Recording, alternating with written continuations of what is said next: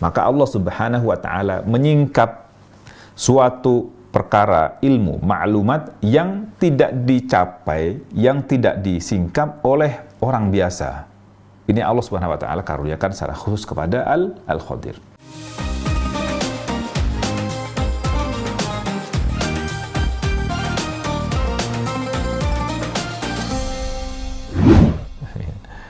Ya, baik, teruskan dulu ya.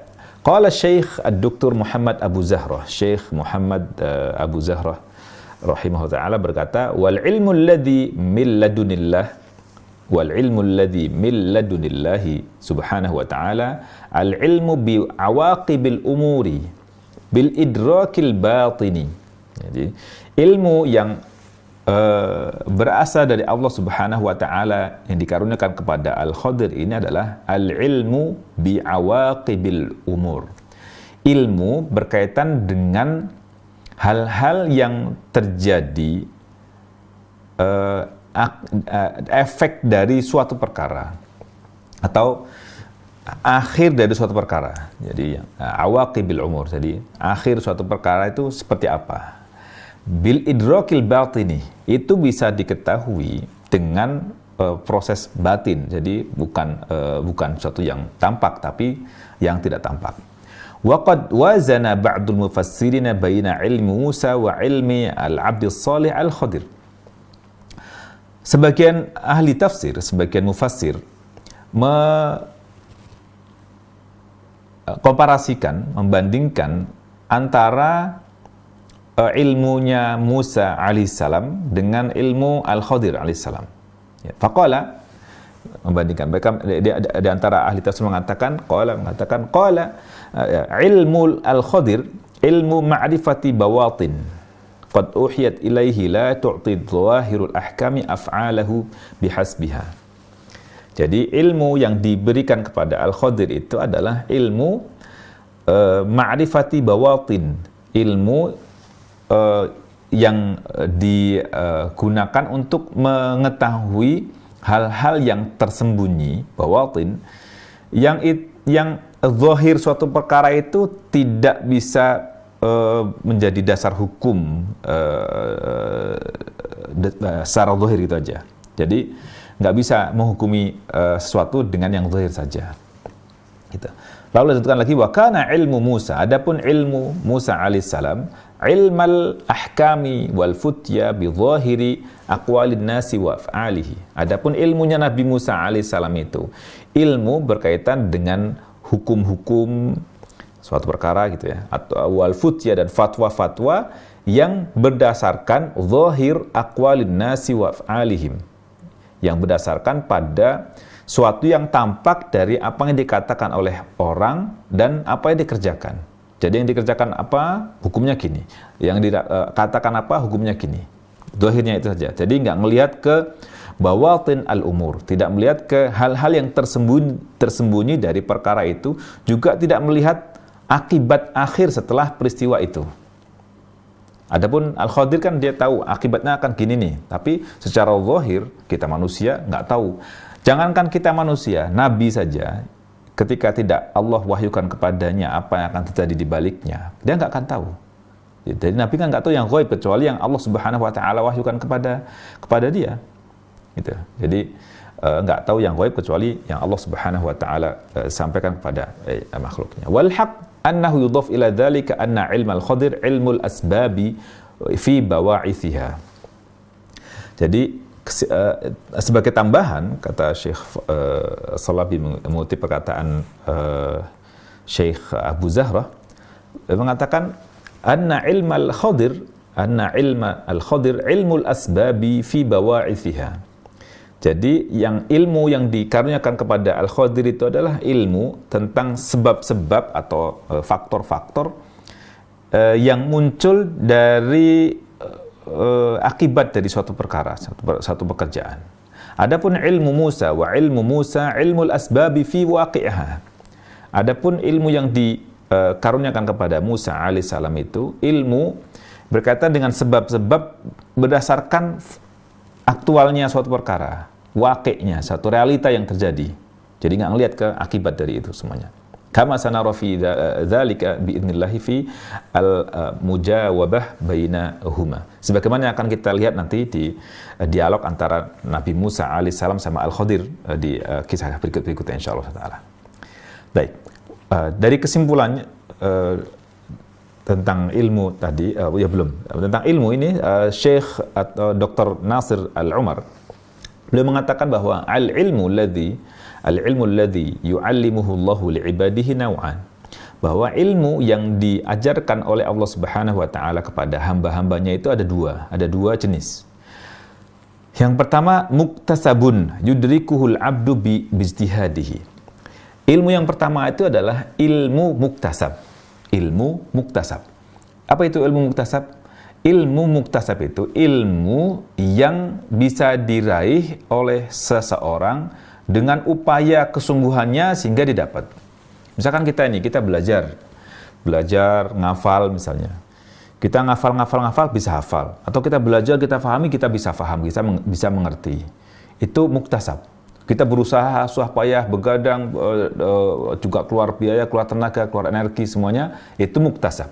Jadi ilmu yang diraih dengan usaha kita, dengan upaya kita, dengan perjuangan yang sangat luar biasa itu muktasab. Dan kita rata-rata ilmu yang kita dapat itu muktasab. Hasil jerih payah. Itu muktasab namanya. Sementara yang kedua itu ladunni. Ilmu yang kedua itu ladunni. Apa itu ladunni? Yahabahullahu liman yamunnu alaihi. Ilmu yang Allah Subhanahu wa taala berikan kepada hamba-hambanya yang dia inginkan, yang diingini oleh Allah Subhanahu wa taala sebagai karunia untuk dia. Jadi kayak ilmu yang ditanamkan pada seseorang yang dia tidak perlu berusaha dan berupaya tapi udah ada. Gitu. Saya pernah dengar dari seorang syekh yang Masya Allah, semoga Allah jaga beliau katakan bahwa beliau dapat hafalan Al-Quran itu ta'ubahnya ladunni. Jadi bukan muktasab. Beliau katakan, kenapa demikian? Karena beliau baca sekali, ngafal sekali, terus hafal, dan nggak lupa-lupa. Bahkan beliau pernah mengatakan bahwa saya sudah 50 tahun tidak pernah buka mushaf lagi. Dan saya mengulang hafalan itu dengan semua riwayat dan semua jalur yang ada. Dia mengulang itu. Itu nggak pernah buka-buka mushaf lagi. Masya Allah. Luar biasa. Jadi karunia dari Allah SWT. Suatu ketika dalam sebuah dialog di sebuah acara televisi, dia udah katakan kepada hostnya, kamu jangan tanya bagaimana aku bisa meraih ilmu ini, gitu. Karena aku dapat ilmu ini atau Al-Quran ini tanpa usaha. Jadi Allah udah berikan itu kepadaku. Jadi jangan tanya bagaimana Anda bisa menjaga hafalan sedemikian hebat ini. Lalu di tengah acara itu nanyalah si hostnya, mungkin lupa hostnya nanya, bagaimana upaya Anda untuk bisa menjaga hafalan segala macam ini? Kata Syekh, tadi udah aku katakan di awal, kamu jangan tanya itu padaku. Aku bisa seperti ini udah karunia dari Allah Subhanahu wa taala, bukan karena upayaku. Masya Allah. Jadi ada sebagian orang yang Allah karuniakan ilmu seperti ini, ladunni. Artinya didapat tanpa upaya. Banyak mungkin ada orang-orang yang mungkin anak-anak kecil misalnya seolah dia nggak mampu ngafal, mungkin ada otaknya dikatakan berkekurangan misalnya. Tapi ternyata Allah karuniakan kepada dia dengan mendengar Al-Quran sekali atau diajari Al-Quran sekali, terus hafal dengan nggak lupa-lupa. Ladunni. Allah karuniakan kepada dia tanpa upaya yang berat. Sementara sebagian kita menghafal 100 kali nggak hafal-hafal. Muktasab. Yang didapat itu muktasab. Ya itu ladunni berdasarkan firman Allah SWT, wa 'allamnahu min ladunna ilma wa qad yakunu wahyan au ilhaman. Ini kemungkinan dari ladunni itu kemungkinan satu dari dua. Yang pertama wahyu, yang kedua ilham. Kalau nabi itu wahyu, kalau bukan nabi itu ilham. Allah karuniakan kepada dia suatu pengetahuan yang tanpa upaya tapi tahu. Tentu banyak yang mungkin akhwat itu dan juga muslimin muslimat juga bisa dapat ini, bukan hanya Al-Khadir tentunya. Wallahul muwaffiq. Semoga Allah SWT berikan taufik kepada kita semuanya. Demikian Syekh Nasir Al-Umar menjelaskan dalam kitab beliau Tadabbur Suratil Kahf halaman 114. Jadi ilmu ada dua ya, penjelasan beliau, ilmu ada dua, ilmun muktasab dan ilmun ladunni, ilmu yang diraih dengan upaya, kesungguhan dan usaha kita, kemudian kita bisa meraihnya. Kemudian yang kedua, ilmu ladunni, ilmu yang Allah Subhanahu wa taala berikan kepada seseorang, tanamkan sebagai karunia kepadanya dan dia akan tertanam kepada seseorang itu. Kalau muktasab biasanya nggak diulang-ulang, nggak di murajaah, nggak di muzakarah, nggak dipelajari kembali, akan hilang gitu. Ladunni Allah SWT jaga insyaallah SWT. Baik. Melanjutkan perkataan beliau ini, Syekh Nasir Al-Umar mengatakan al-ilmul ladunni. Ilmu ladunni itu huwa thamaratul ubudiyah. Yang harus kita ingat bahwa ilmu ladunni itu adalah thamaratul ubudiyah. Buah dari ibadah. Buah dari peribadatan. Buah dari ketaatan kepada Allah Subhanahu wa taala. Buah dari penyembahan murni hanya kepada Allah Subhanahu wa taala. Buah dari tauhid, mengesahkan Allah Subhanahu wa taala. Wal mutaba'ah. Yang berikutnya lagi selain ubudiyah, al mutaba'ah. Mutaba'ah itu apa? Mutaba'ah itu mengikuti apa yang telah dicontohkan oleh Rasulullah sallallahu alaihi wasallam, atau pada zaman dahulu mengikuti apa yang diwahyukan kepada para nabi terdahulu. Sekarang kita kepada Rasulullah Sallallahu Alaihi Wasallam. Jadi mutaba'ah, mengikuti, meneladani apa yang telah dilakukan, dicontohkan oleh Rasulullah Sallallahu Alaihi Wasallam. Itu mutaba'ah. Wasidqi, juga orang yang selalu menjaga kejujuran, kebenaran, tidak bohong, tidak salah, tidak berbuat salah, dan seterusnya. As-sidq. Wal ikhlas lillahi ta'ala. Lalu berikutnya lagi harusnya ikhlas. Buah dari ubudiyah, mutaba'ah, sidq, jujur, ikhlas hanya karena Allah Subhanahu wa taala, wa badlil juhdi fi talaqqil ilmi. Ya, minal mushkatil muhammadiyah. Jadi yang berikutnya lagi, ini merupakan buah dari perjuangan seseorang, kesungguhan seseorang dalam talaqqi ilmu, dalam menuntut ilmu dari mishkat nubuwah, dari mishkat muhammadiyah, dari cahaya, dari lentera Nabi Sallallahu Alaihi Wasallam. Wal kitabil majid, dan kitab yang agung, kitab yang mulia. Wa kamalil inqiyadi lahu. Berikutnya lagi adalah kesempurnaan penghambaan, ketaatan dan ketundukan seseorang kepada Allah Subhanahu wa taala. Kamal al-inqiyadi lahu. Jadi seorang yang memang sudah menyerahkan sepenuhnya dirinya kepada Allah Subhanahu wa taala. Tawakal, kemudian taat, tunduk patuh dengan apa yang Allah Subhanahu wa taala aturkan, Allah Subhanahu wa taala perintahkan kepadanya dan atur oleh Allah, yang diatur oleh Allah Subhanahu wa taala, maka dia akan mendapatkan ini sebagai laduni, ini sebagai buah dari kesempurnaan, ketaatan dan ketundukan kepada Allah Subhanahu wa taala ini. Fayuftahu lahu fi fahmil kitabi was sunnati amrun yakhussu bihi.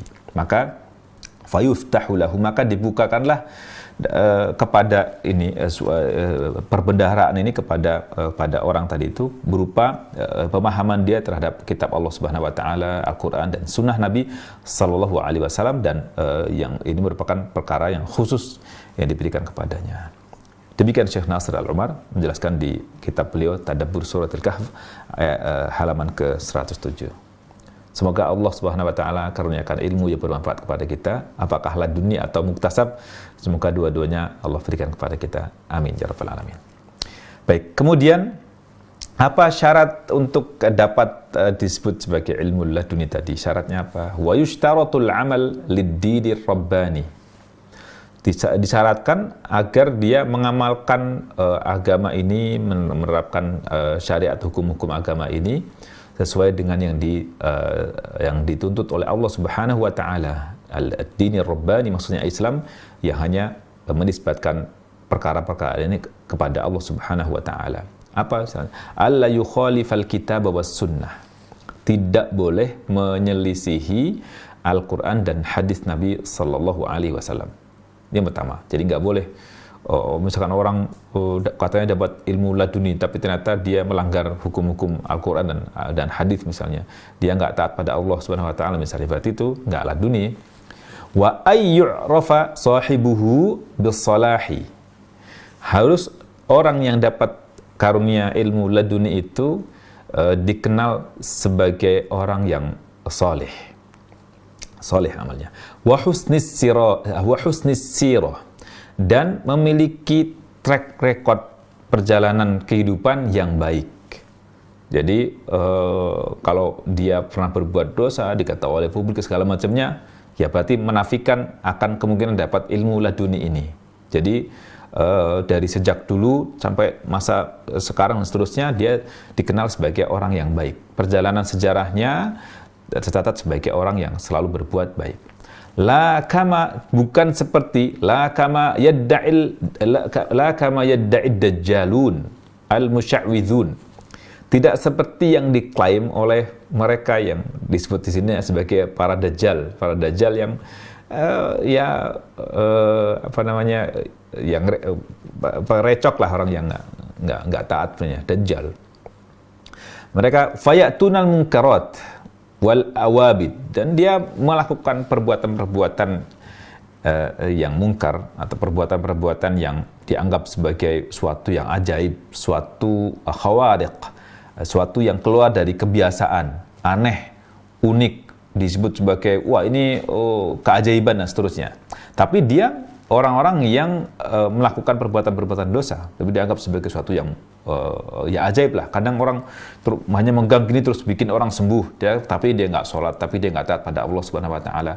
Terus dikatakan sebagai laduni, subhanallah, bukan laduni. Bagaimana Allah Subhanahu Wa Taala berikan suatu ilmu dari sisinya kepada orang yang tidak taat padanya? Subhanallah. Thumma yaquluna hadzal ilmul ladunni. Terus dia mengatakan setelah itu dia berbuat dosa segala macamnya, terus dikatakan hebat tadi, keluar dari kebiasaan manusia biasa, terus kemudian hal yang ajaib, terus dikatakan ini ilmu laduni. Subhanallah. Jadi nggak bisa disebut sebagai ilmu laduni kalau menyelisihi kitab Al-Quran dan Sunnah Nabi Sallallahu Alaihi Wasallam. Lalu orangnya juga tidak dikenal sebagai orang yang memiliki kesalehan yang baik, tidak juga dikenal sebagai orang yang punya track record sejarah perjalanan yang baik, maka nggak disebut sebagai orang yang bisa berhak mendapatkan ilmu al-laduni. Demikian Syekh Nasir Al-Ubal menjelaskan dalam kitab surah Tadabbur Suratil Kahf di halaman 107. Baik, jadi jelas ya tentang laduni tadi. Siapapun kita, insya Allah bisa berhak mendapatkan ilmu laduni tadi. Namun dengan syarat dan ketentuan, jika sekiranya tidak terpenuhi, maka tidak bisa disebut sebagai ilmu laduni, atau bahkan mungkin justru ilmu yang berasal dari setan yang justru memperdaya seseorang untuk menghambakan diri kepada setan, menyembah selain kepada Allah Subhanahu Wa Taala, lalu juga bikin suatu yang mengelabui, menipu manusia sehingga dia tambah jauh dari hidayah petunjuk dari Allah Subhanahu Wa Taala. Apakah Al-Khadir lebih mulia daripada Musa? Ini pertanyaan. Apakah Al-Khadir lebih utama dibandingkan dengan Musa alaihissalam? Ya. Di sini ada jawabannya. Kesimpulannya bahwa Musa afdal minal Khadir. Musa bagaimanapun dia tetap lebih utama dibandingkan dengan Al-Khadir. Dari mana dalilnya? Syarah As-Sa'di qaulahu ta'ala. Syekh Abdurrahman As-Sa'di dalam kitab beliau Tafsir As-Sa'di mengatakan berkaitan dengan firman Allah Subhanahu wa taala, beliau menjelaskan tentang firman Allah Subhanahu wa taala, wa 'allamnahu min ladunna ilma. Beliau mengatakan kana qad a'ta minal ilmi ma lam yu'ta, kana qad u'tiya minal ilmi ma lam yu'ta Musa alaihissalam. Bahwasanya Al-Khadir itu telah diberi ilmu yang ilmu itu tidak diberikan kepada Musa alaihissalam. Wa in kana Musa a'lama minhu bi aktsaril asya'. Di sisi yang lain, Musa alaihissalam itu a'lama minhu, lebih tahu dibandingkan dengan Al-Khadir, lebih punya ilmu dibandingkan dengan Al-Khadir. Bi aktsaril asya'. Nabi Musa tahu ilmu dalam banyak hal, bahkan di sebagian besar perkara atau suatu perkara. Wala siyyama fil ulumil imaniyah, terutama dalam hal ilmu keimanan, wal usuliyah, dan ilmu usul. Ilmu usul dan iman ini adalah ilmu usul, ilmu prinsip dasar pondasi dalam beragama. Maksudnya sini adalah akidah. Masalah akidah. Dalam masalah akidah, Nabi Musa alaihissalam sebagai nabi, dia tentu lebih banyak tahu dibandingkan dengan Al-Khadir. Dia nabi. Ya. Li'annahu min ulil azmi minal mursalin. Nabi Musa alaihissalam adalah salah satu dari para nabi yang disebut sebagai ulul azmi. Para nabi yang memiliki tekad sangat luar biasa, melebihi nabi-nabi dan rasul yang lain, yang 5 itu. Ya, alladzina faddalahumullahu ala sa'il khalqi bil ilmi wal amali wa ghairi dzalik. Yang Allah Subhanahu wa taala itu telah mengutamakan mereka melebihi atau mengutamakan mereka para ulul azmi itu lebih dari yang lainnya dibandingkan dengan seluruh makhluk. Apa kelebihannya? Faddalahumullahu ala sairil khalqi bil ilmi. Allah telah mengutamakan mereka itu dibandingkan dengan makhluk dan manusia yang lainnya dalam hal ilmu, wal amali, dan amal, wa ghairi dzalik, dan lain sebagainya. Jadi Nabi Musa alaihissalam salah satu dari ulul azmi tersebut. Itu. Demikian Syekh Salabi mengutip perkataan Syekh Sa'di dalam kitab beliau Musa wal Khadir halaman 46. Jadi dari penjelasan ini Nabi Musa alaihissalam afdal minal Khadir. Nabi Musa lebih utama dibandingkan dengan Al-Khadir.